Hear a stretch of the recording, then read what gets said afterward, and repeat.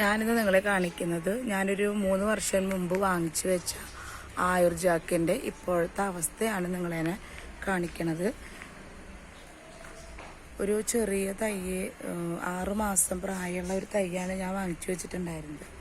അത് വാങ്ങിച്ചു വെക്കുമ്പോൾ ഒരു ലിറ്ററിൻ്റെ പാത്രത്തിൽ വേപ്പിൻ പിണ്ണാക്ക്, ചാണകപ്പൊടി, എല്ലുപൊടി ഇത് മിക്സ് ചെയ്തിട്ട് നമ്മൾ ഒരടി അല്ലെങ്കിൽ 1.5 അടി ആഴമുള്ള കുഴി എടുത്തിട്ട് അതിൽ മിക്സ് ചെയ്തു. എന്നിട്ട് ഈ ചെടി നമ്മൾ കവർന്ന് പ്ലാന്റ് ചെയ്തതാണ് ഈ കാണുന്നത്. കണ്ടോ നിങ്ങൾ? ഇത്ര വലിപ്പമായി, ഇത്ര അധികം ചക്കയും ഇതും ഉണ്ടാവണം. നമ്മൾ പിന്നെ ചെയ്യുന്നത് ഒന്ന് നനച്ചു കൊടുക്കുക. പിന്നെ ഒരു കൊല്ലം കഴിയുമ്പോൾ വീണ്ടും ഇതുപോലെ ഈ വളങ്ങളൊന്നും കൂടി ആഡ് ചെയ്ത് കൊടുക്കുന്നു. പിന്നെ യാതൊരുവിധ സ്പെഷ്യലായിട്ട് അതിന് പരിചരിക്കൊന്നും വേണ്ട. അങ്ങനെ ഉണ്ടായിട്ട് നമ്മൾ ആദ്യത്തെ വർഷം നമുക്ക് ഒരു 2-3 ചക്ക ഉണ്ടായി. അപ്പം അതിൽ ചുള ഇത്തിരി കുറവായിരുന്നു ചക്കയുടെ ഉള്ളിൽ. പിന്നത്തെ തവണ ഉണ്ടായപ്പോൾ നമുക്ക് നിറച്ച് ചുളയായിരുന്നു. അതായത് ചവിണി എന്ന് പറയും നമ്മൾ അതിൻ്റെ അടിയിലുള്ള സാധനം. ചവിണിയും പിന്നെ അതിൻ്റെ അടിയിൽ മടലും അതുപോലും ഇല്ലാത്ത രീതിയിൽ തിങ്ങി നിറഞ്ഞിട്ടായിരുന്നു ഇതിൽ ചുളയുണ്ടായിരുന്നത്. പിന്നത്തെ കൊല്ലാണ്, ഇപ്പോൾ ഇത് 3ാമത്തെ കൊല്ലാണ്. അപ്പോൾ നിറച്ച് ഉണ്ടായിരുന്നു. വേണ്ട, ഇത് മുകളിൽ കൊമ്പ് കണ്ട നിങ്ങൾ?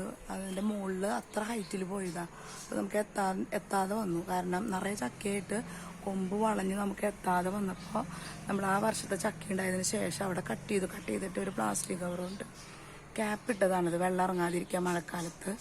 പിന്നത്തെ വർഷം നിറയെ ഇതുപോലെ ഉണ്ടായി. പിന്നെ അത് കാണിക്കാൻ കാരണം പലർക്കും നമ്മൾ വലിയ മരങ്ങൾ വെട്ടാനൊക്കെ പേടിയാണ്, അതിന് ഉണങ്ങി പോകുമെന്നൊക്കെ. ഒരു കുഴപ്പമില്ല.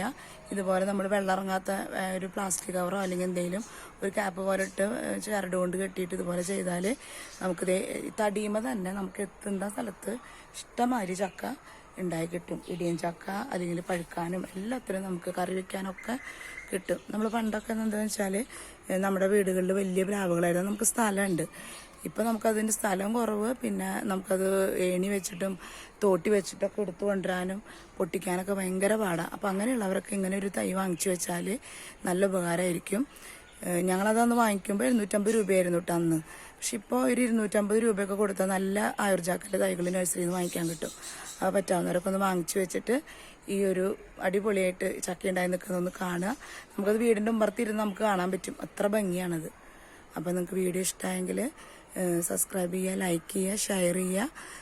അപ്പോൾ എല്ലാവർക്കും താങ്ക് യു.